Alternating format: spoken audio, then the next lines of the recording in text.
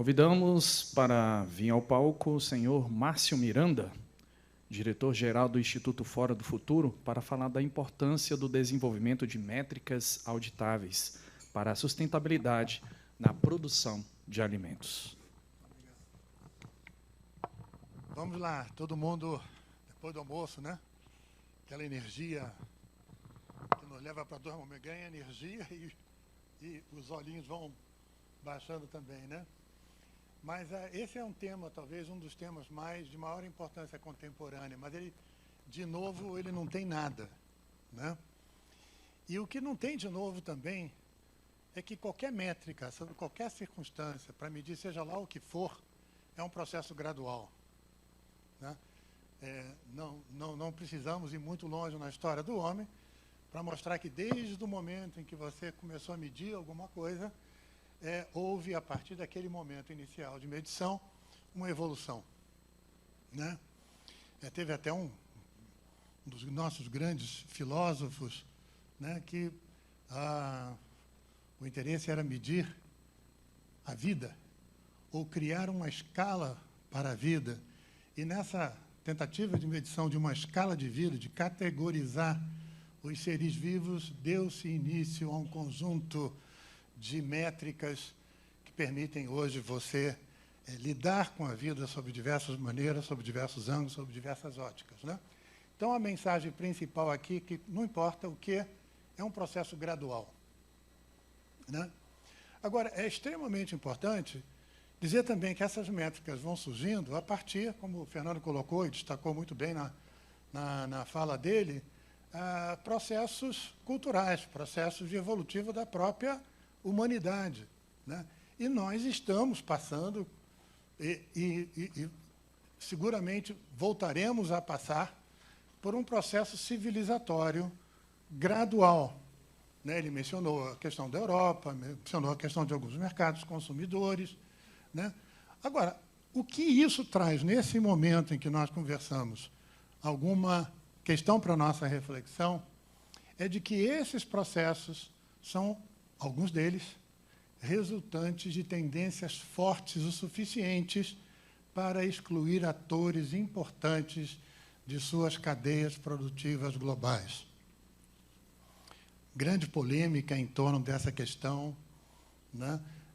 Existem as pessoas que estão se sentindo mais ameaçadas, umas mais do que outras, mas o fato é que isto hoje, né, se constitui num processo que vai dar origem a um conjunto de métricas que vão permitir que você responda algumas perguntas que vêm logo a seguir. E, ao mesmo tempo, podem buscar na internet esse termo, e nós somos bons, né? Nós, não digo brasileiros, o mundo todo é ótimo para gerar termo novo, né? E um dos termos novos, que hoje já traz um monte de textos, é o Bio-Based Societies, um termo que caracteriza conjuntos culturais, agregações de pessoas que, no seu conjunto, formam forças suficientes para definir o que eu vou consumir, o que eu não vou consumir. E, obviamente, quem está em algum negócio tem que prestar atenção nisso. Bom, o grande desafio aqui, Elísio, você se lembra disso aí também, né?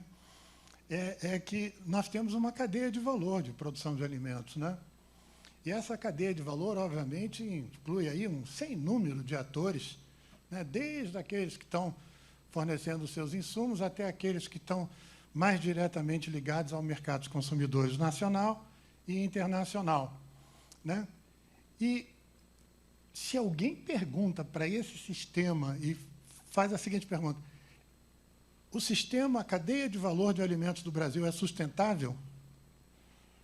Bom, é só para dar a dimensão da dificuldade que você teria, sob ângulos mais holísticos, definir sustentabilidade de sistema. Porque, na verdade, tem um conjunto de atores que podem estar mais ou menos, né, bem na fotografia da sustentabilidade ao longo de uma cadeia complexa, como a cadeia de valor de produção de alimentos em qualquer parte do mundo, no Brasil não seria diferente. Mas quais são as métricas que descrevem essa sustentabilidade? Bom, esse é um grande problema que, dentro daquela perspectiva gradual, vai se desdobrando, né? Eu trouxe aqui essa fala da Neumara Arbex.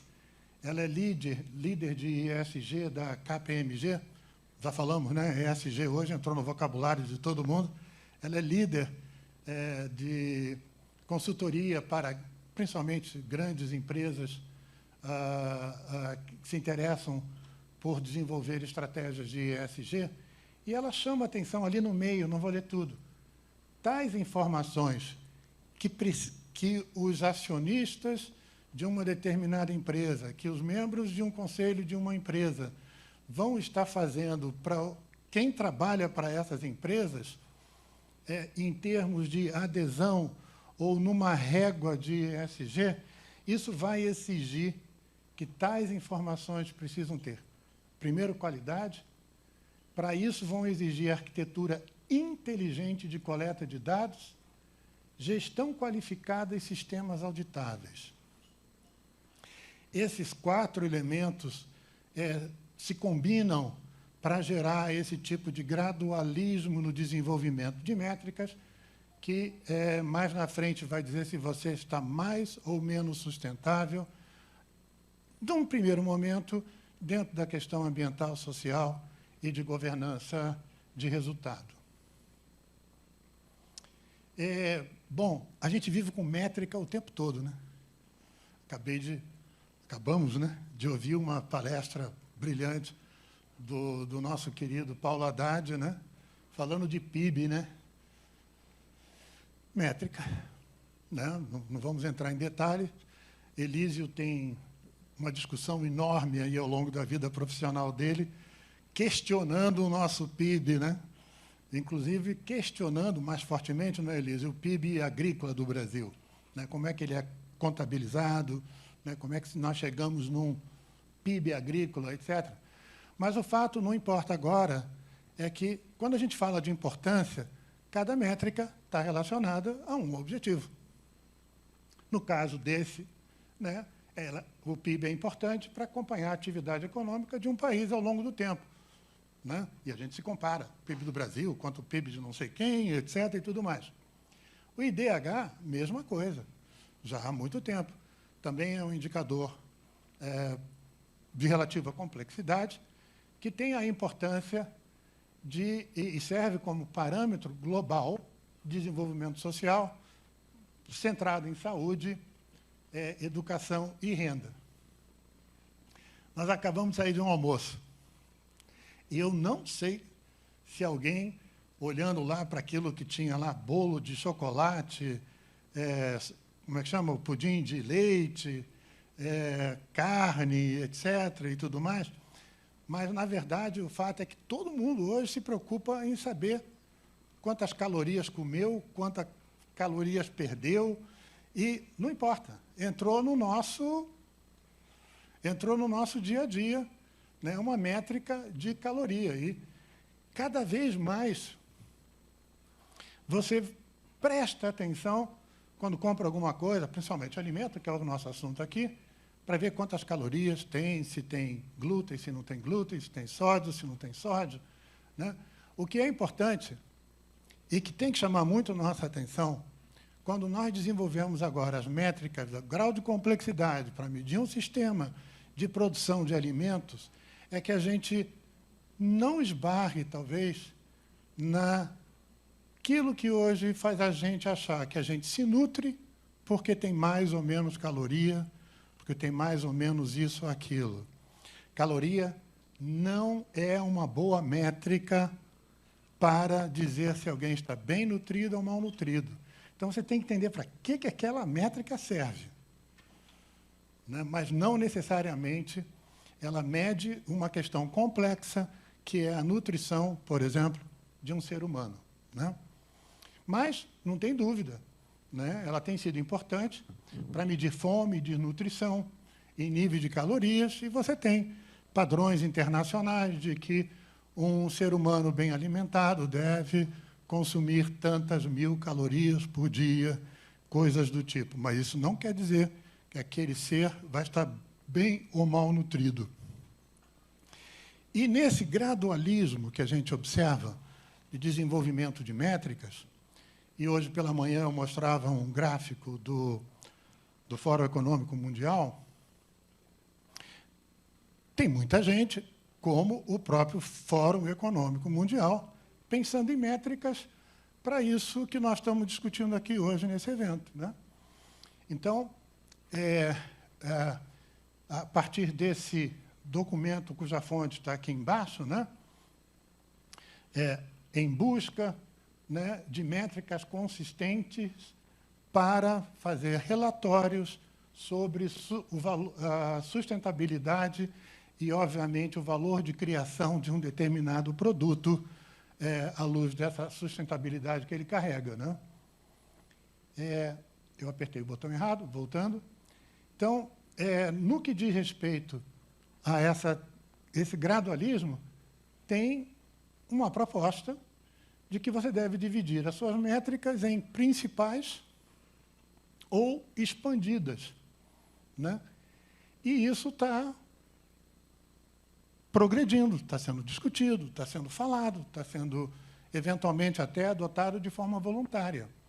E as métricas principais são de natureza normalmente quantitativa, enquanto que as métricas expandidas, né, não são muito bem estabelecidas, não são fáceis de estabelecer um padrão, mas, por exemplo, podem ser aquelas que medem poluição do ar, poluição da água, resíduos sólidos, disponibilidade de recursos, sempre agora no pilar 2, que é o pilar vamos dizer assim, ambiental, né? São 4 pilares propostos pelo Fórum Econômico Mundial do ponto de vista de desenvolvimento de métricas de sustentabilidade. E eu mostrei isso aqui, mostro novamente, né, de que, nesse processo gradual de dar respostas complexas, melhor dizendo, dar respostas simples a questões complexas, muitos institutos estão envolvidos. Uma quantidade enorme de institutos estão envolvidos em, num primeiro momento, orientar a aferição da sustentabilidade de modo voluntário, a partir de declarações, revelações, os famosos disclosures, né, que entram nos relatórios de responsabilidade social de um mundo de empresas hoje, né?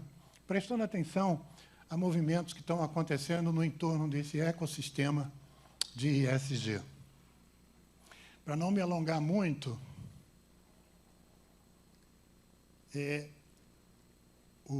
não está respondendo aqui, agora foi. Eu peguei, voltando aqui esse cantinho aqui é o GRI.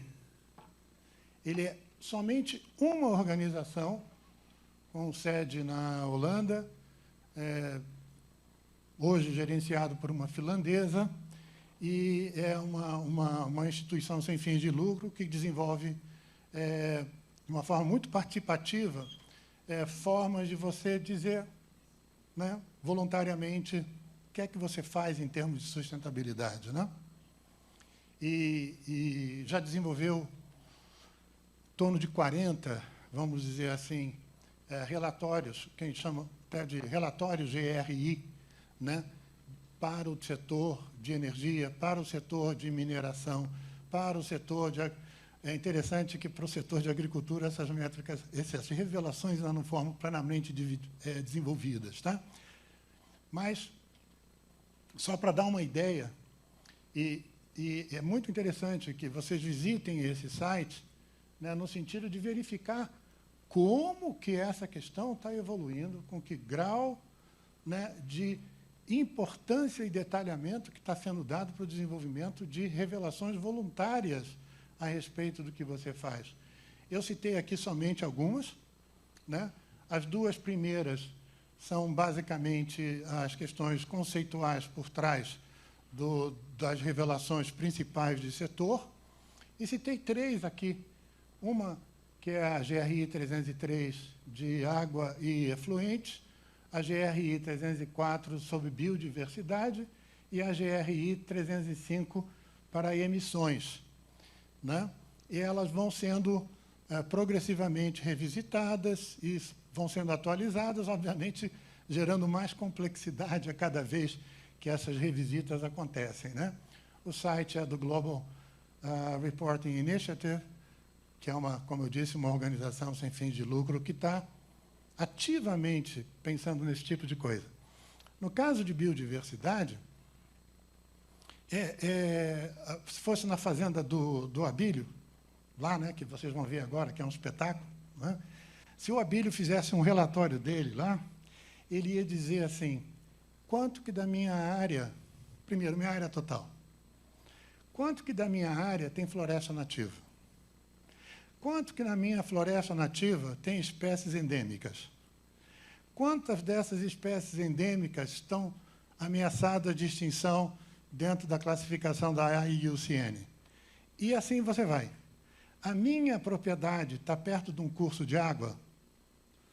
Esse curso de água é importante para uma população humana? E isso é verdadeiro. É só entrar na GRI de biodiversidade que você vai ver que um fazendeiro, como o Abílio, ou um conjunto de fazendeiros, podem fazer um relatório de sustentabilidade com base em métricas muito simples. E, eventualmente, sofisticar suas métricas, dando pontuações para cada uma dessas questões, você gera um indicador composto de sustentabilidade. Por quê? Porque, numa das nossas reuniões do fórum, eu me lembro de um produtor lá de Rondônia, e ele colocou uma questão tão simples, e que, porque é tão simples, ela é muito importante. Ela falou assim, ele falou, a filha dele estava do lado, eu quero ser sustentável, mas eu não sei como. Alguém pode me dizer quão sustentável eu sou? Acho que todo mundo olhou um para a cara do outro, né? E falou assim, eu não sei, né? Mas eu quero ser sustentável, eu quero que as pessoas que consumam aquilo que eu produzo, né, digam que eu sou sustentável, mas, obviamente, que a gente não sabe como. Esses relatórios de revelação, ou disclosures, né, eles dão pistas de como é que você pode, inclusive, depois se comparar com outros em relação a métricas de sustentabilidade. Então, as métricas auditáveis são importantes. E aí vem a questão central da mensagem do Alisson, né? Absolutamente central. Quando a gente fala, eles falam mal da gente na Europa. Eles dizem que lá a gente destrói o planeta, que os produtores na Amazônia isso ou aquilo outro, ou na Mata Atlântica, ou no Cerrado, Pantanal, não importa onde. Mas as métricas são importantes para que você possa reverter de forma inteligente a percepção global que, aos poucos, vai se consolidando de que as matérias-primas de grande volume produzidas no Brasil destroem a natureza e comprometem a saúde do planeta. E o nosso professor Serri, hoje, nos deu uma aula fantástica a respeito que, dentro do Pilar 2, né, nós temos ali emissão de gases de efeito estufa, área de vegetação nativa, área ocupada por unidades de conservação da biodiversidade, taxa de desmatamento, ativos ambientais negociados e um sem número de possibilidades que estão associadas a uma resposta inteligente a essas colocações que nós ouvimos. E colocando o gradualismo em perspectiva, só para pegar um pontinho dessa história, no que diz respeito a gases de efeito estufa, a primeira coisa que surge é um protocolo. E hoje você tem um protocolo compatível com normas ISO, né, que é o Greenhouse Gas Protocol, né? Ele deu origem ao programa brasileiro, né, relacionado com essa área. Vocês veem, alguém desenvolveu alguma coisa, surgiu um protocolo, veio um programa brasileiro, depois o IPCC fez os Guidelines for National Greenhouse Gas inventory, e assim por diante, né? Até chegar naquele ponto que você chega a especificações de verificação do Programa Brasileiro de Greenhouse Gas Protocol. É esse gradualismo que nós estamos vivendo hoje, quando nós falamos em métricas de sustentabilidade.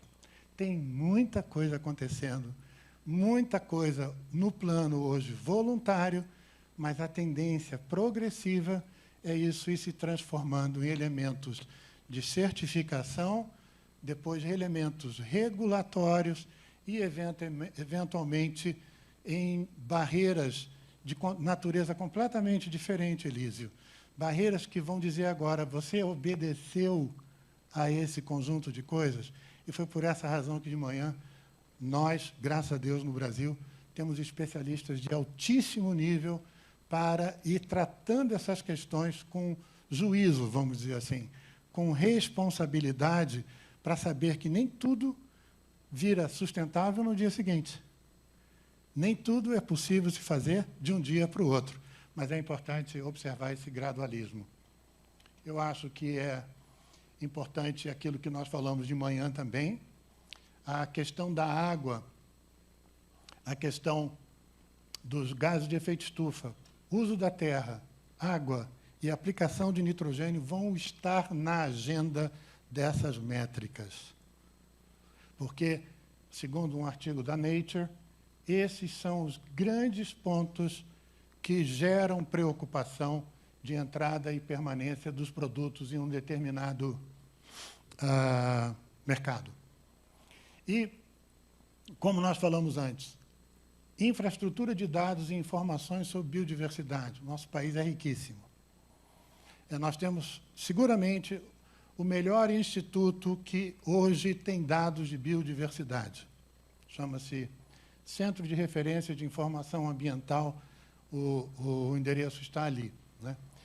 Enormes repositórios permanentes de recursos biológicos. Nosso país também tem, inclusive na Embrapa, né? E, no caso internacional, eu botei aqui o endereço do Crop Trust, que é uma instituição que, a nível global, promove ações de conservação de recursos genéticos. E, principalmente, o uso de inteligência, sistemas de inteligência, porque sistemas complexos exigem respostas simples. Para você entender um sistema complexo e dar uma resposta simples, você tem que fazer uso de sistemas de inteligência. Elise conhece isso também, o Victor conhece isso também, aqui do Sebrae. Cada pontinho desses aqui, nesse diagrama, que, na verdade, ele cabe numa tela de computador, mas eu dei um close, vamos dizer assim, nesse cluster de documentos. Todos eles são artigos ou documentos que falam sobre ganhos econômicos se você seguir uma agenda de sustentabilidade corretamente, sem exceção. E a busca que nós fizemos para chegar em 1000 artigos, de uma forma até muito afunilada, foi agronegócio e sustentabilidade. Então, você, só olhando para esse conjunto aqui, você diz que Rússia, Nova Zelândia, uma boa parte dos países já estão olhando para os seus mercados e estimulando suas empresas a terem ganhos econômicos, né, a partir de estratégias bem desenhadas de sustentabilidade. Agora, sem inteligência, você não consegue enxergar a complexidade. Se você não consegue enxergar a complexidade, você não toma decisão simples. É tão, eu diria, simples quanto isso. E eu acho que termino por aqui. Se o computador funcionar, né? Por aqui mesmo. Obrigado.